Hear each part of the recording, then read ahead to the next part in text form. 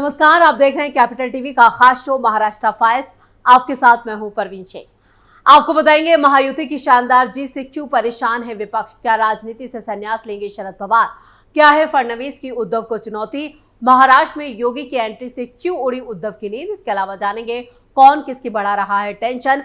साथ ही आपको इन सभी खबरों से कराएंगे रूबरू। लेकिन तमाम बड़ी खबरों में आगे बढ़ने से पहले एक नजर डालते हैं महाराष्ट्र की टॉप हेडलाइंस। बागियों को मनाकर महायुति ने मारी बाजी, एमबीए में सपा करेगी 6 सीटों पर फ्रेंडली फाइट, अघाड़ी में टेंशन बरकरार।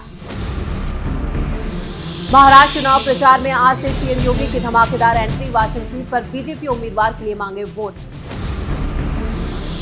शरद पवार के बयान से मुश्किल में कांग्रेस और उद्धव, बोले राजनीति से ले सकता हूं संन्यास। उद्धव ठाकरे पर डिप्टी सीएम फडणवीस का बड़ा बयान, बोले हमारे संपर्क में कोई नहीं, ना ही हमें और किसी की जरूरत है। महाराष्ट्र में नेताओं की बस जुबानी से गरमाई सियासत, माल बकरी से गद्दार और पॉकेट मार तक चले जुबानी थी। खबरों में सबसे पहले बात महायुति की बड़ी जीत की। विधानसभा चुनाव में उतरे बागियों को मनाने का दौर सोमवार शाम तक चलता रहा। महायुति और महाविकास अघाड़ी बागियों के नामांकन वापस लेने के लिए रजामंद करते रहे। देर शाम दोनों गठबंधनों ने दावा किया कि उन्होंने बागियों को मना लिया है। महायुति को 13 बागियों का नामांकन वापस कराने में सफलता मिली, जबकि महायुति सिर्फ 3 बागियों को मना पाई। आधिकारिक तौर पर अब चुनाव मैदान में महायुति के 11 और महाविकास अघाड़ी के 15 बागी ताल ठोक रहे हैं। बगावत करने वालों में उन नामों की चर्चा हो रही है जिनका कद बड़ा था। आखिरी दिन में महायुति मानखुर्द, शिवाजी नगर, सांगोला और माहिम जैसी सीटों पर विवाद नहीं सुलझा पाई।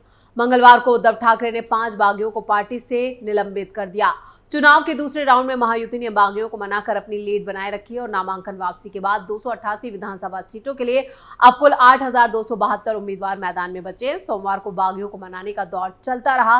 बीजेपी, शिवसेना, शिंदे गुट और एनसीपी अजीत गुट वाली महायुति गठबंधन ने अपने 13 बागियों का नामांकन वापस लेने के लिए उन्हें राजी कर लिया और बीजेपी के पूर्व सांसद गोपाल शेट्टी और पूर्व मंत्री विश्वजीत गायकवाड़ जैसे दिग्गज नाम वापस लेने को राजी हो गए। इसके बाद महायुति गठबंधन में पेच फंसा रहा। एनसीपी और शिवसेना 7 सीटों पर एक दूसरे के आमने सामने खड़ी है। डिप्टी सीएम देवेंद्र फडणवीस ने दावा किया कि करीब 95% बागियों ने अपनी उम्मीदवारी वापस ले लिया। अब सिर्फ 2 से 3% बागी मैदान में बचे हैं, जिनके खिलाफ चुनावों के बाद एक्शन लिया जाएगा। महायुति की पार्टियां सिर्फ गठबंधन के उम्मीदवारों के लिए प्रचार करेंगी। इधर कांग्रेस, उद्धव गुट और एनसीपी शरद गुट वाले महाविकास अघाड़ी के नेता मैराथन मीटिंग के बाद भी सिर्फ 3 सीटों, जिनमें भाईकला, कल्याण पूर्व और कोल्हापुर नॉर्थ से बागी को हटा पाए। महाविकास अघाड़ी के 15 बागी अभी भी मैदान में डटे हुए हैं। महाविकास अघाड़ी में सबसे ज्यादा बागी कांग्रेस से थे, जिनको मनाने के लिए महाराष्ट्र प्रभारी रमेश चन्नीथला 5 दिनों से मुंबई में कैंप कर रहे थे।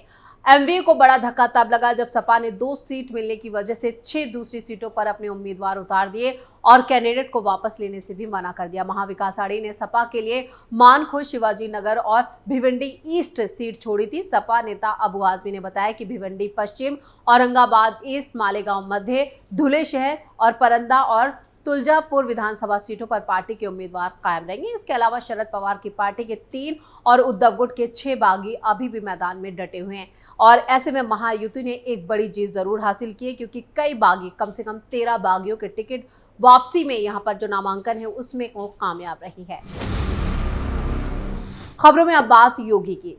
सीएम योगी अब महाराष्ट्र में बटेंगे तो कटेंगे नारे के साथ चुनावी मैदान में उतर चुके हैं। आज सीएम योगी महाराष्ट्र में स्टार प्रचारक के रूप में नजर आए। महाराष्ट्र के अलग अलग हिस्सों में करीब 15 जनसभाएं योगी करने जा रहे हैं। 6 नवंबर को सीएम योगी वाशिम विधानसभा में चुनावी प्रचार कर रहे हैं। उनकी पहली जनसभा की शुरुआत वाशिम से होगी। बीजेपी प्रत्याशी शमाम खोड़े के समर्थन में सीएम योगी चुनावी सभा को संबोधित करेंगे। वाशिम सीट से बीजेपी प्रत्याशी के खिलाफ चुनावी मैदान में उद्धव गुट के सिद्धार्थ देवले हैं। इसे लेकर मुंबई में पोस्टर भी लगाए गए हैं। इस पोस्टर के जरिए योगी आदित्यनाथ को हिंदूवादी बताया गया है। जानकारी के मुताबिक सीएम योगी का स्वागत सभा में बुलडोजर भी लगाया जाएगा। योगी के इस नारे का इस्तेमाल बीजेपी के तमाम बड़े नेता करते नजर आएंगे। यानी बटेंगे तो कटेंगे नारे के साथ एक बार फिर महाराष्ट्र में ताल ठोकते नजर आएंगे सीएम योगी आदित्यनाथ। खबरों में अब बात शरद पवार की। 1 मई 1960 से राजनीति से जुड़े शरद पवार ने संन्यास लेने की बात कही है। उनके राजनीति में सक्रिय हुए 6 दशक से ज्यादा का वक्त बीत चुका है। महाराष्ट्र की राजनीति में पवार खुद में एक बड़ा नाम है। 2019 के चुनाव के वक्त कहा जा रहा था कि पवार का राजनीतिक करियर अब खत्म होने वाला है। तो उस वक्त पवार ने महाविकास अघाड़ी का निर्माण किया। शरद पवार ने अपने राजनीतिक सफर की शुरुआत कांग्रेस से ही की थी। 1999 में सोनिया गांधी के विदेशी मूल का मुद्दा उठा तो पवार कांग्रेस से अलग हो गए और अपनी खुद की पार्टी बनाई, जिसका नाम राष्ट्रवादी कांग्रेस पार्टी रखा। पवार महाराष्ट्र के सबसे युवा मुख्यमंत्री भी रह चुके हैं। अब चुनाव प्रचार के दौरान शरद पवार ने बारामती में युगेंद्र पवार की प्रचार रैली में कहा कि वो राजनीति से संन्यास ले सकते हैं। उन्होंने कहा, मैं सत्ता में नहीं हूं, राज्यसभा में जरूर हूं। 1.5 साल का कार्यकाल बाकी है। 1.5 साल के बाद राज्यसभा में जाना है या नहीं, इसका विचार करूंगा। अब तक 14 बार चुनाव लड़ चुके हैं। अब कोई भी इलेक्शन नहीं लड़ेंगे। अब सत्ता नहीं चाहिए, लोगों की सेवा और काम करता रहूंगा। शरद पवार का ये बयान विपक्ष की हताशा और हार को भी दर्शाता है। चुनाव प्रचार में पवार का ये बयान अघाड़ी को नुकसान पहुंचा सकता है, इससे इनकार नहीं किया जा सकता और इसका सीधा फायदा अजीत पवार को मिल सकता है। खबरों में आगे बढ़ते हैं और बात फडणवीस की। चुनावी मुद्दों और चुनावी माहौल पर बात करते हुए देवेंद्र फडणवीस ने विपक्ष पर जोरदार हमला बोला है। उन्होंने निशाना साधते हुए कहा, खासकर कांग्रेस पर वोट जिहाद का आरोप लगाया। उन्होंने आरोप लगाया कि विपक्ष वोट जिहाद फैलाकर जनता को बांटने की कोशिश कर रही है। उन्होंने कहा कि लोगों में डर पैदा करके वोट जिहाद करने वाले और देश की एकता को खतरा पैदा करने वाली कांग्रेसी और उनके साथियों के बहकावे में जनता नहीं आने वाली है। वहीं विपक्ष और राहुल गांधी संविधान को लेकर फेक नैरेटिव फैला रहे हैं।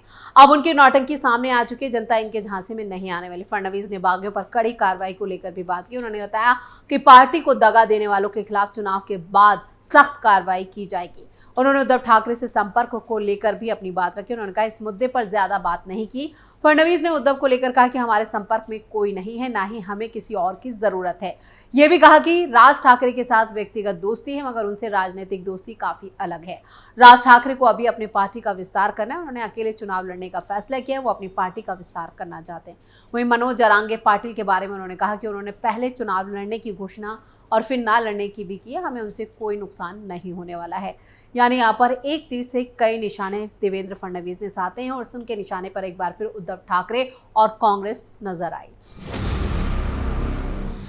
खबरों के आखिर में बात बेतुके बयानों की। महाराष्ट्र विधानसभा चुनाव को लेकर सरगर्मी इस वक्त बहुत ज्यादा हो गई है। उम्मीदवारों के नामांकन की प्रक्रिया पूरी होने के साथ ही 288 सीटों की तस्वीर भी साफ हो गई।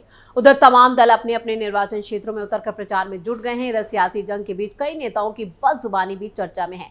मामला यहीं तक सीमित नहीं है, बल्कि कई नेताओं के खिलाफ केस तक दर्ज हो चुके हैं।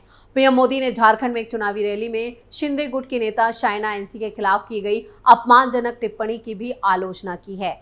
आपको बता दें कि यहां पर उद्धव गुट के नेता अरविंद सावंत ने शिवसेना उद्धव गुट की जो नेता है शाइना एनसी को लेकर आपत्तिजनक बयान दिया था। बीजेपी की प्रवक्ता शाइना एनसी 29 अक्टूबर को शिवसेना में शामिल हो गई थी। इसके बाद शिवसेना ने महायुति में समझौते के तहत उन्हें मुंबा देवी विधानसभा सीट से टिकट दिया। सांसद अरविंद सावंत से जब शाइना एनसी के चुनाव लड़ने पर सवाल पूछा गया था, तब उन्होंने कहा था, हमारे यहाँ चुनाव में आयातित माल नहीं चलता, असली माल चलता है। सावंत ने कहा, उनकी हालत देखिए, वो जीवन भर बीजेपी में रही और अब दूसरी पार्टी में चली गई हैं। यहाँ इंपोर्टेड माल काम नहीं करता है, यहाँ केवल असली माल ही चलता है। इसके बाद खुद शाइना से लेकर महायुति के नेताओं ने उद्धव गुट के नेता के बयान की निंदा की। अरविंद सावंत की टिप्पणी पर राष्ट्रीय महिला आयोग के अध्यक्ष विजया रहाटकर ने चुनाव आयोग से अरविंद सावंत के खिलाफ फौरन कार्रवाई करने की अपील की। इसके बाद शाइना एनसी ने सावंत की टिप्पणी के खिलाफ नागपाड़ा पुलिस स्टेशन में शिकायत तक दर्ज कराई। उन्होंने कहा, यह अरविंद सावंत और उनकी पार्टी की मानसिकता को दर्शाता है। वहीं सफाई देते हुए शिवसेना यूबीटी नेता अरविंद सावंत ने शाइना एनसी पर की गई आपत्तिजनक टिप्पणी के लिए माफी मांगी और कहा, उनका किसी को बदनाम करने का कोई इरादा नहीं था। इधर उल्लासनगर में बीजेपी जिला अध्यक्ष प्रदीप रामचंदानी का बयान भी विवादों में है। उल्लासनगर से एक चुनावी कार्यक्रम में रामचंदानी ने मुख्यमंत्री एकनाथ शिंदे को लेकर विवादित बयान दिया। रामचंदानी ने बयान में कहा, जिन लोगों को गद्दार कहा जाता है वो मुख्यमंत्री बन जाते हैं और जब वो बीजेपी में शामिल होते हैं तो सब खुददार हो जाते हैं। इसी तरह के तमाम तरह के बयान चुनाव प्रचार के दौरान देखने को मिल रहे हैं। यानी जितने आरोप प्रत्यारोप का दौर जो है वो और तेज हो चुका है और चुनावी तपिश अपने उफान पर है। महाराष्ट्र फाइल्स में फिलहाल के लिए इतना ही। आपको हमारे इस वीडियो की खबरें कैसी लगी, कमेंट करके अपनी राय जरूर दें। वीडियो को लाइक करें, शेयर करें और कैपिटल टीवी को सब्सक्राइब जरूर करें। नमस्कार।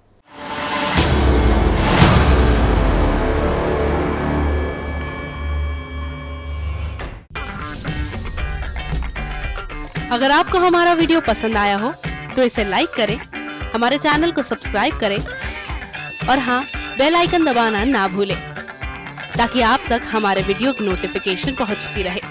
आप अपना सुझाव हमें कमेंट बॉक्स में दे सकते हैं। हमारे साथ जुड़ने के लिए शुक्रिया।